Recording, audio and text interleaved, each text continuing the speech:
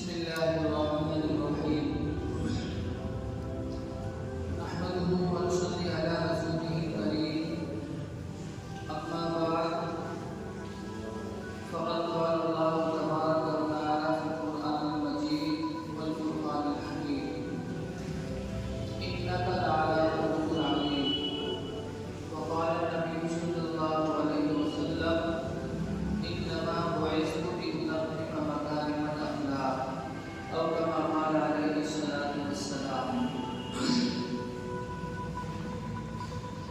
میرے عزیز بھائیوں، پچھلے ہفتے یہ بات آئی تھی کہ اللہ کے نبی علیہ الصلاۃ والسلام نے اس دنیا کے اندر آ کر کے جو تعلیمات لوگوں کے سامنے رکھی ہیں، جو لوگوں کو دی ہیں، ان میں ایک اہم ترین حصہ اخلاق کا ہے. یہ دین جو بہت جلدی پورے عالم کے اندر پھیل گیا، اس کا ایک سب سے بڑا ریزن اچھے اخلاق بھی ہے. کیونکہ جب بندہ بات اچھے سے کرتا ہے اور چہرے پر اس کی خوشی ہوتی ہے تو سامنے والا بندہ چاہتا بھی ہے کہ میں اس سے بات کروں، کچھ اور ٹائم اس کے ساتھ گزاروں. اور اگر بندہ شروع ہوتا ہے، سلیقے سے بات نہیں کرتا، مزاج کے اندر سختی ہے، تو پھر ہم دنیا میں بھی دیکھتے ہیں، اپنی سوسائٹی میں دیکھتے ہیں کہ ایسے بندے کے قریب لوگ نہیں رکتے ہیں بلکہ ان سے دور ہی رہنے کی کوشش کرتے ہیں. اللہ کے نبی علیہ الصلوۃ والسلام نے ایسے اخلاق پیش کیے ہیں کہ شاید ہی ایسے اخلاق اس روئے زمین پر کسی کو دیے گئے ہوں. خود اللہ رب العزت والجلال کے ارشاد فرماتا ہے انک لعلی خلق عظیم، کہ اللہ رب العزت والجلال نے آپ کو بہت اونچے درجے کے اخلاق عطا فرمائے تھے. اور ایک دوسری آیت کریمہ کے اندر ہے کہ اگر آپ علیہ الصلوۃ والسلام کے اخلاق اچھے نہ ہوگے تو آپ کے پاس یہ جو لوگ بیٹھے ہوئے ہیں یہ تکر بکر ہو جاتے، آپ سے دور ہو جاتے. تو ہمیں بھی چاہیے کہ ہم اپنے اخلاق کو بہترین بنائیں. آج بہت سارے لوگوں کے اندر بہت ساری اچھائیاں ہیں، نماز پڑھتے ہیں، کاروبار کرتے ہیں، روزہ بھی رکھتے ہیں، حج بھی کرتے ہیں، تو بہت ساری اچھائیاں ہیں. لیکن اس وقت کے اندر ایک سب سے بڑی گراوٹ اگر کسی چیز کے اندر آئی ہے تو وہ اخلاق ہے انسان کے. اخلاق اچھے نہ ہونے کی ہی یہ دلیل ہے کہ ہمارے معاملات اپنے پڑوسی کے ساتھ اچھے نہیں ہوتے ہیں. ورنہ اللہ کے نبی علیہ الصلوۃ والسلام نے جو تعلیم دی ہے وہ یہ کہ اگر آپ کے گھر میں کھانا بن رہا ہو اور اچھا کھانا بن رہا ہو تو آپ علیہ الصلوۃ والسلام کی تعلیمات یہ ہیں کہ اس کے اندر سالن میں تھوڑا سا شوربہ بڑھا لیں تاکہ وہ جو اچھا کھانا آپ بنا رہے ہیں اپنے پڑوسی کے یہاں بھی بھیج دیں، تاکہ یہ میسج جائے، اس کے دل میں آپ کی اہمیت بڑھے اور اس کے دل کے اندر آپ کی عزت اور وقار بڑھ جائے. آپ اندازہ لگائیے اگر یہی صورتحال ہم سب کے آس پاس ہو جائے کہ ہر بندہ اپنے پڑوسی کی بہت زیادہ رسپیکٹ کرنے لگے، جب وہ آئے تو ادب سے ملنا، اور اس کے گھر میں کوئی بیمار ہے کس طریقے سے اس کے معاملات چل رہے ہیں، اگر بندہ یہ پوچھنے لگے تو واقعتاً ایسا ماحول ہو جائے گا، چاروں طرف خوشحالی، ہر بندہ اپنے آپ میں خوش رہے گا. آج کل ہم دیکھتے یہ ہیں کہ ہر بندہ ایک دوسرے سے مزاج کسی کا نہیں ملتا ہے، تو یہ الگ ہو گیا، وہ الگ ہو گیا. بچے ایسے ہیں نہیں کہ 5-6 بچے ہوں، 1-2 بچے ہوتے ہیں. اگر کسی کام سے بندے کو ایک دن کے لیے بھی جانا پڑتا ہے تو وہ پورا دن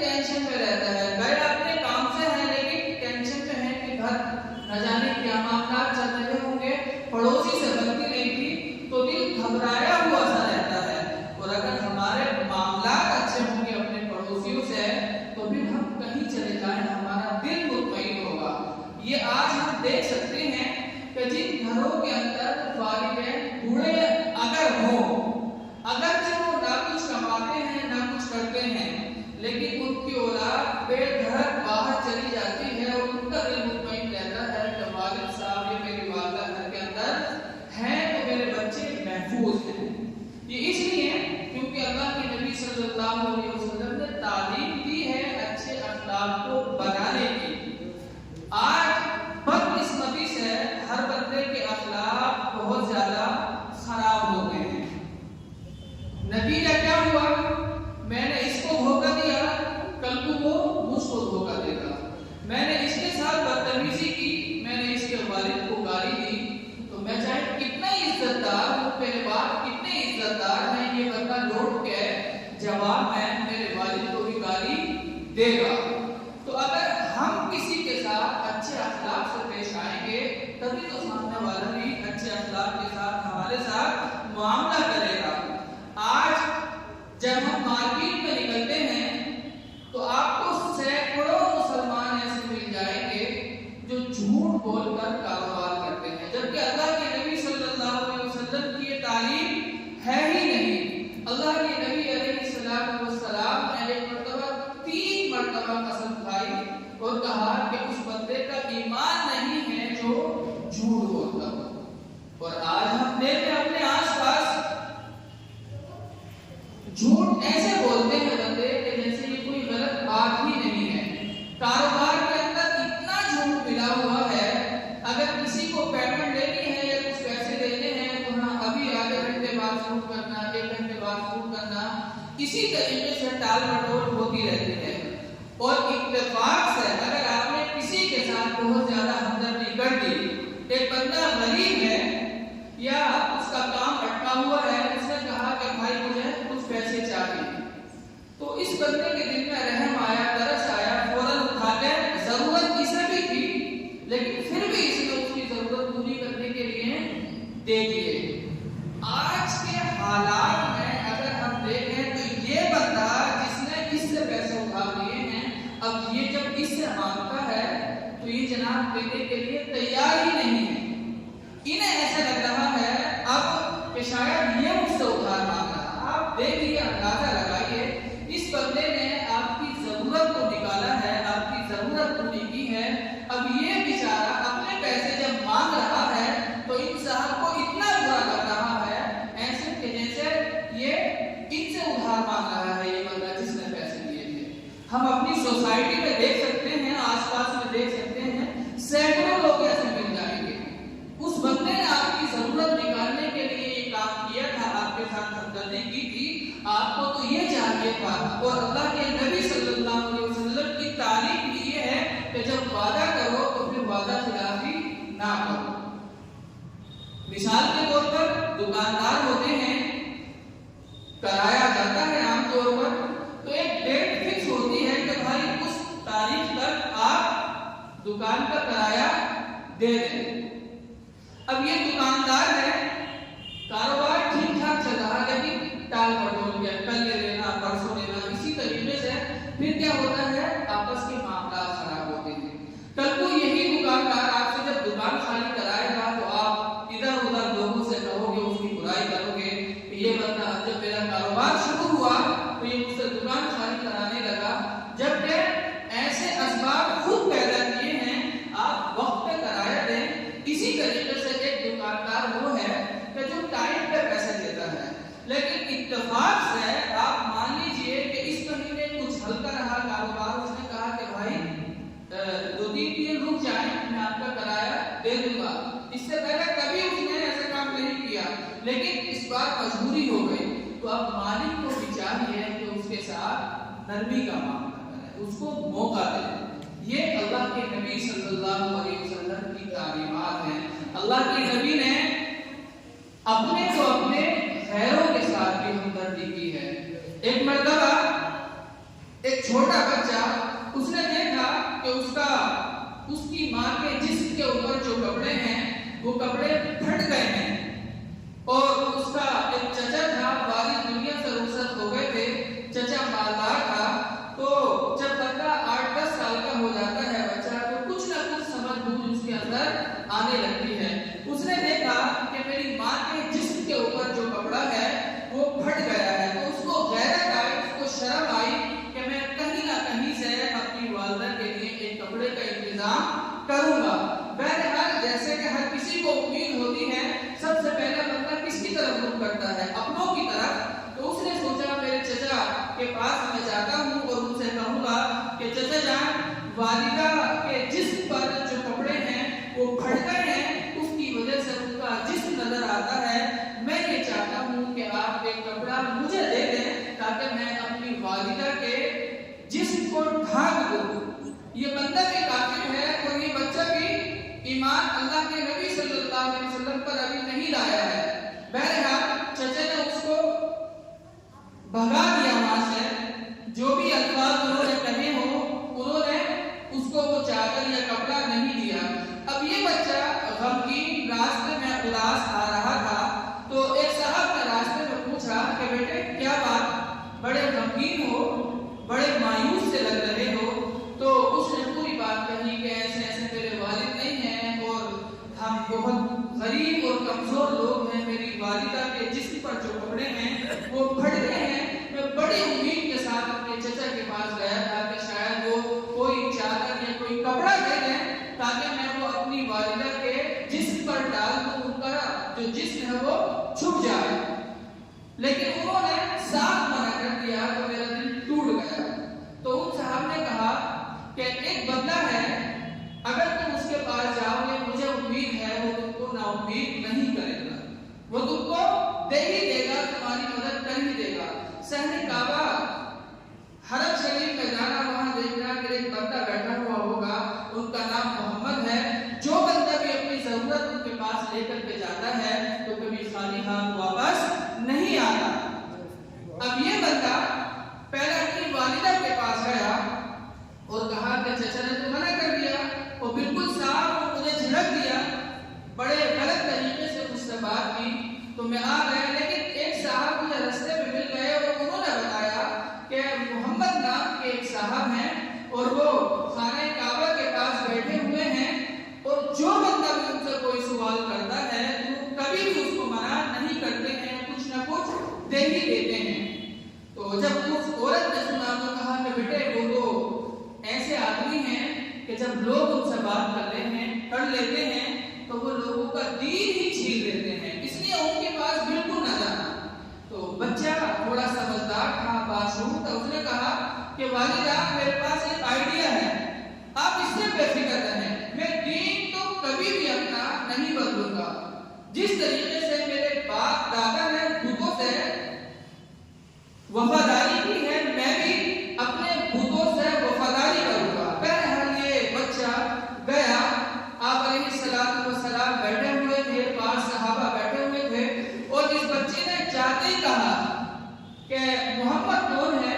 تو آپ علیہ الصلوۃ والسلام نے دیکھا اور پوچھا، تو پہلی بات جو اس بچے نے کہی وہ یہ کہا کہ سن لو، میں تمہارا دین قبول نہیں کروں گا، پہلے میری ایک بات سن لو، میں تمہارا دین قبول نہیں کروں گا۔ اللہ کے نبی صلی اللہ علیہ وسلم مسکرائے اور کہا بیٹا بات بتاؤ، بات کیا ہے؟ تو اس نے کہا، پوری بات سنائی کہ ایسے ایسے میں یتیم ہوں اور میری والدہ بیوہ ہے، ان کے شوہر میرے والد کا انتقال ہو گیا ہے اور ان کے جسم پر جو کپڑا ہے وہ پڑ گیا ہے، اس کی وجہ سے ان کا جسم دکھائی دیتا ہے اور مجھ کو غیرت آتی ہے، شرم لگتی ہے، میں اپنے چچا کے پاس گیا تھا، انہوں نے منع کر دیا، تو کسی نے بتایا کہ آپ ہیں اور جو لوگوں کو منع نہیں کرتے ہیں، بڑی امید کے ساتھ میں آیا ہوں۔ اللہ کے نبی علیہ الصلوۃ والسلام نے وہ چادر رحمت جو آپ کے جسم اثر پر پڑی ہوئی تھی، آپ علیہ الصلوۃ والسلام نے اس بچے کو دے دیا اور کہا کہ بیٹا اپنی ماں کے جسم کو اس سے ڈھانپ دیں۔ آپ اندازہ لگائیے، جب اللہ رب العزت والجلال اللہ کے نبی علیہ الصلوۃ والسلام کو اپنے پاس معراج پر بلاتے ہیں تو حضرت جبرائیل علیہ الصلوۃ والسلام آئے اور آپ علیہ الصلوۃ والسلام آرام فرما رہے تھے، تو اٹھانا چاہا تو اللہ سے اجازت دی کہ اٹھا دوں، تو اللہ نے کہا نہیں، آرام کرنے دو، سونے دو۔ یہ مقام اور مرتبہ اللہ کے نبی صلی اللہ علیہ وسلم کا ہے، لیکن جب ایک یتیم اور غریب بچہ آتا ہے تو وہ چادر رحمت جو بڑے بڑے بادشاہ ترستے تھے جن کے چہرے کو دیکھنے کے لیے، آپ علیہ السلام نے اس چادر رحمت کو ایک یتیم بچے کو دے دیا۔ یہ اللہ کے نبی صلی اللہ علیہ وسلم نے اخلاق سکھائے ہیں اپنی امت کو۔ آپ اندازہ لگائیے کیا بہترین زندگی اللہ کے نبی صلی اللہ علیہ وسلم نے ہمیں دی ہے۔ آج ہمارے یہاں جب شادی ہوتی ہے تو 3000-2500 لوگوں کا ہم کھانا کرتے ہیں، ان میں سے اگر ہمارے رشتہ دار غریب بھی ہوتے ہیں تو 5 مرتبہ بندہ ان کو بھول ہی جاتا ہے۔ جو اصل حقدار ہیں ہم ان کو بھول جاتے ہیں، اور جو پیسے والے ہوتے ہیں، جو VIP لوگ مانے جاتے ہیں، ان کو اپنے یہاں بلاتے ہیں۔ جو اصل مقصد تھا ہم وہ ختم ہی کر دیتے ہیں۔ تو بہرحال آج ضرورت ہے اس بات کی کہ ہم اپنے اخلاق کو بہترین بنائیں، اور جو غلط چیزیں ہمارے اندر آ گئی ہیں ان سے اپنے آپ کو بچائیں، تاکہ اللہ کے نبی صلی اللہ علیہ وسلم کی چھوٹی چھوٹی جو سنتیں ہیں یا جو آپ کے عمل ہیں ان کو کر کے اپنی زندگی میں اللہ کے نبی صلی اللہ علیہ وسلم کی سنتوں کو رچا بسا لیں۔ مثال کے طور پر ہم سب بندے جو ہمارا دن کا شیڈیول ہے، صبح اٹھنا، ناشتہ کرنا، کھانا پینا، آپ قربان جائیں صحابہ کرام پر۔ اللہ رب العزت والجلال نے اس امت کے ساتھ ایک خصوصی فضل و کرم کیا ہے۔ ایک تو جو کتاب اللہ نے دی ہے اس کو محفوظ کر دیا، اور اس کی حفاظت کی گارنٹی بھی دے دی کہ قیامت تک یہ بالکل محفوظ رہے گی۔ اور قربان جائیے صحابہ کرام پر، انہوں نے بھی اللہ کے نبی صلی اللہ علیہ وسلم کی سیرت کو اس طریقے سے اپنایا ہے، اس طریقے سے لوگوں کو دیا ہے جیسے کہ زنجیر ہو، واسطہ ٹوٹا ہی نہیں ہے۔ مثال کے طور پر بڑے کام تو بڑے کام ہے، نماز ہے، روزہ ہے، حج ہے، یہ تو بہت اونچے کر دے گے۔ جب کسی کو کسی سے محبت ہوتی ہے تو پھر اس کی چھوٹی چھوٹی عادتیں بھی بڑی اچھی لگتی ہیں۔ مثال کے طور پر اللہ کے نبی صلی اللہ علیہ وسلم چلتے کیسے تھے، صحابہ کرام نے بتایا، آگے کو جھک کے۔ شہنشاہ ہے اللہ کے نبی صلی اللہ علیہ وسلم، جب مکہ المکرمہ فتح کیا ہے تو ایک شہنشاہ کی جو شان ہوتی ہے، آگے پیچھے کتنا پروٹوکول اس کا ہوتا ہے، لیکن اللہ کے نبی صلی اللہ علیہ وسلم کا طریقہ یہ تھا کہ جب مکہ المکرمہ کے اندر داخل ہو رہے ہیں تو آپ علیہ السلام کا سر جو کجاوا تھا اس سے ٹکا ہوا تھا، یعنی آگے تو جھکے ہوئے تھے۔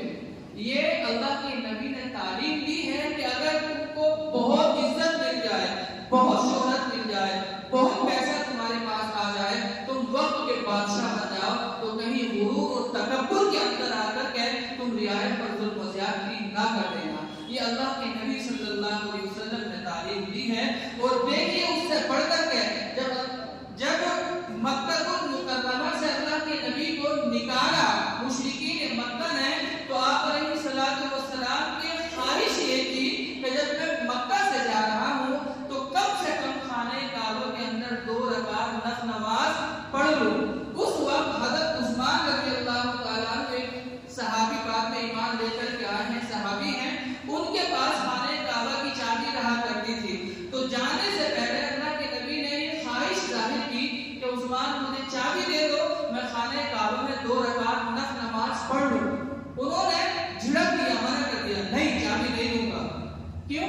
کیونکہ ان کے اوپر بھی پریشر ہوگا۔ مشرکین کے ساتھ تھے جو بڑے بڑے گورنر تھے، ابو جہل تھا، ابو سفیان تھا، کہاں ان کی ہمت ہوتی، لیکن بہرحال چونکہ یہ بھی اس ٹائم کفر کی حالت میں تھے، اس لیے انہوں نے جھڑک دیا کہ میں نہیں دوں گا۔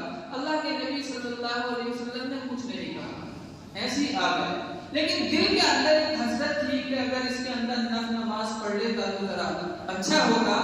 بہرحال جب 8 سال بعد اللہ رب العزت والجلال نے اللہ کے نبی کو فتح دی ہے، تو آپ اندازہ لگائیے وہی عثمان ہیں، اور اللہ کے نبی صلی اللہ علیہ وسلم صحن کعبہ کے اندر کھڑے ہوئے ہیں۔ پھر جب آئے ہیں تو کہا کہ خانہ کعبہ کی چابی کس کے پاس ہے؟ تو کہا عثمان کے پاس۔ کہاں ہے؟ گھر کے اندر بند ہے، دروازہ لوک دیا، کہا پکڑ کے لے کر کے آؤ۔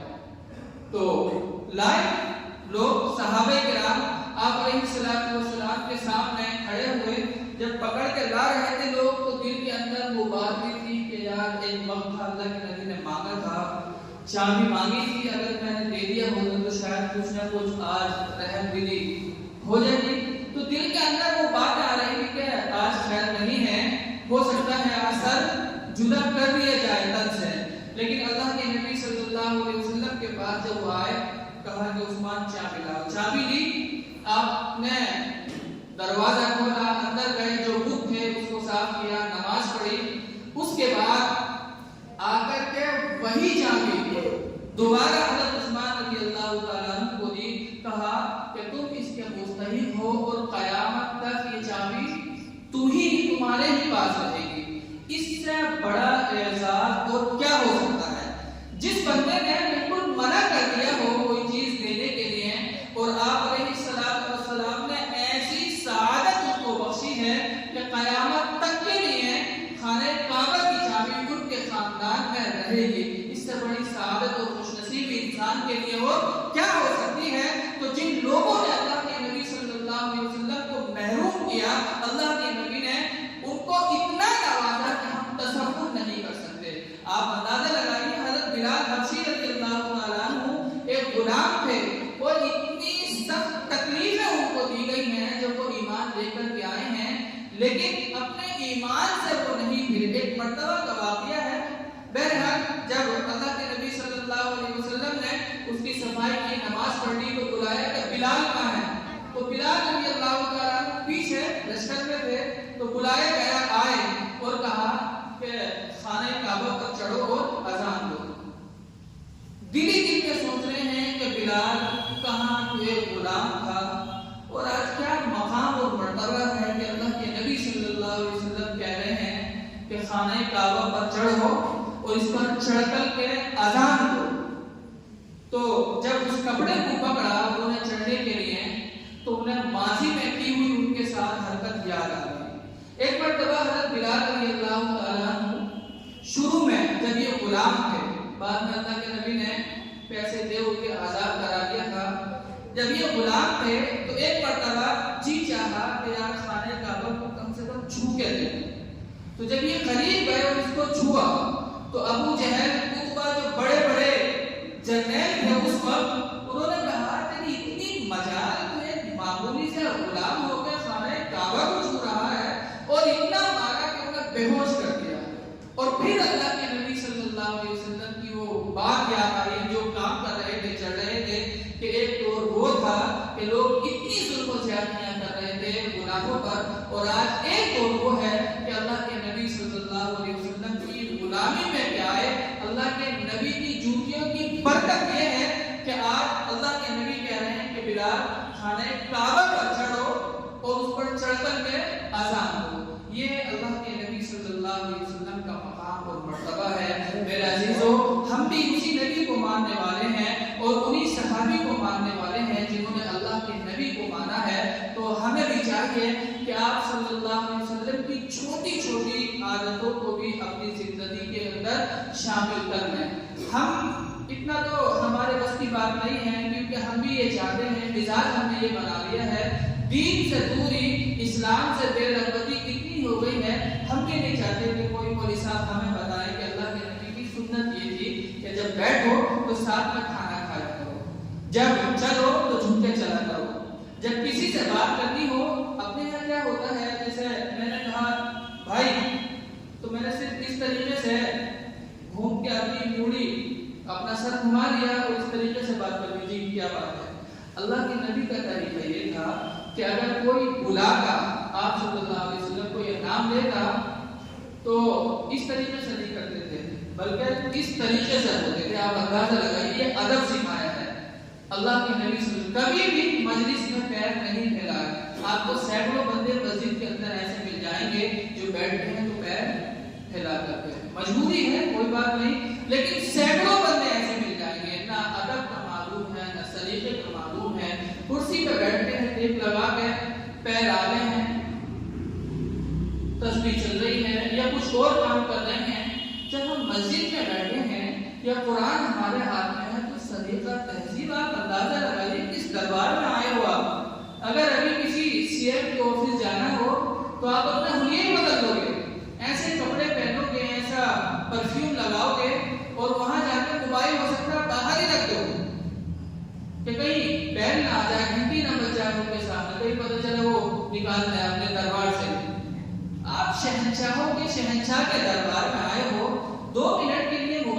کر لو. ایسا نہیں ہے کہ ہماری فلائٹ چھوٹ رہی ہو کہ صاحب ہمارے انتظار میں ہیں 10 منٹ رک جائیں آپ باہر جا کے بات کر لیں. نہیں، یہ ہم کرنا ہی نہیں چاہتے اور اچھی بات سننا ہی نہیں چاہتے. سن بھی لی تو بس مسجد تک، باہر جا کے بالکل معاملہ ویسا ہی جیسے ہم پہلے تھے. بہت سارے لوگ آج کل میں نے دیکھا ہے اپنی آنکھوں سے، ٹوپی جب لگاتے ہیں تو آگے کا جو چھجا ہے یا تو لگائیں گے نہیں، یا اگر لگائیں گے تو یہ جو چھجا ہے بالوں کا جو پہلے سے کاٹ کے آتے ہیں بال، وہ اوپر رکھتے ہیں کہ کہیں ایسا نہ ہو کہ ہماری ماں خراب ہو جائے یا بال خراب ہو جائے. کہاں وہ دور تھا کہ وہ چاہتے تھے کہ کسی طریقے سے اللہ کے نبی کی ایک ادا کو اپنی زندگی میں داخل کر لیں، اور ہم صرف فیشن کی وجہ سے سنت کو چھوڑ دیتے ہیں. اپنے ایمان کا اندازہ لگائیں، اس کی قدر کریں، کہیں ایسا نہ ہو کہ یہ ایمان کی دولت ہمارے ہاتھوں سے نکل جائے. اللہ رب العزت والجلال ہمیں آپ صلی اللہ علیہ وسلم جیسے اخلاق بنانے کی توفیق عطا فرمائے اور ایک بہترین انسان بن کر کے زندگی گزارنے کی توفیق عطا فرمائے. السلام علیکم.